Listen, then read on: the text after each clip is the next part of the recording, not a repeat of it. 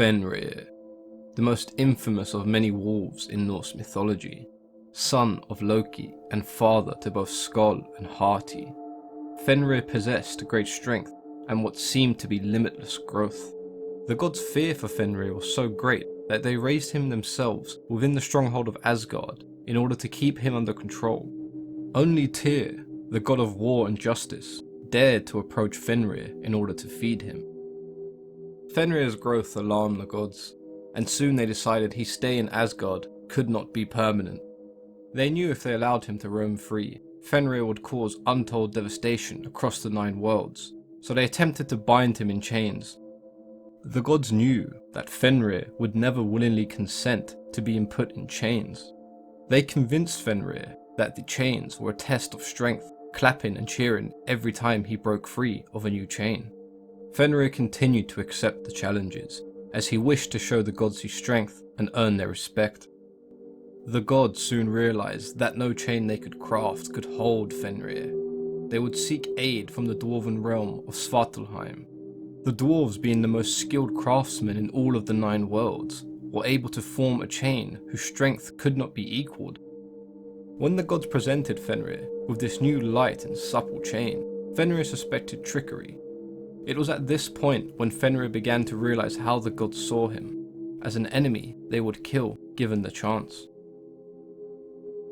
He refused to be bound unless one of the gods placed their hand in his jaws as a show of good faith. None of the gods agreed to do so, knowing that they would lose their hand. However, Tyr was brave, and he was willing to sacrifice his hand for the people of the 9 worlds.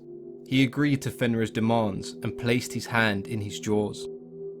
Once Fenrir discovered he could not escape the dwarven chains, he indeed chomped down and swallowed Tyr's hand. Now that Fenrir was contained, he was taken to a desolate place and tied to a giant boulder, with a sword placed in between his jaws keeping them open.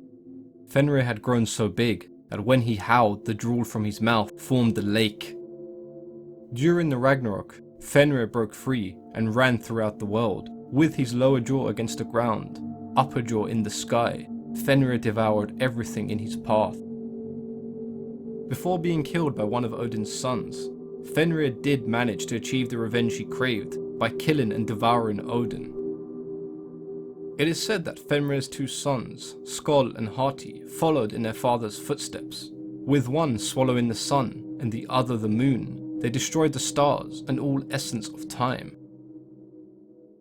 The story of Fenrir is an intriguing one. I personally don't believe that Fenrir was evil. He only desired to be accepted by his fellow gods. After years of being treated like a beast, he became the monster that everybody thought he was. If you've enjoyed this video, then please go ahead and leave it a like.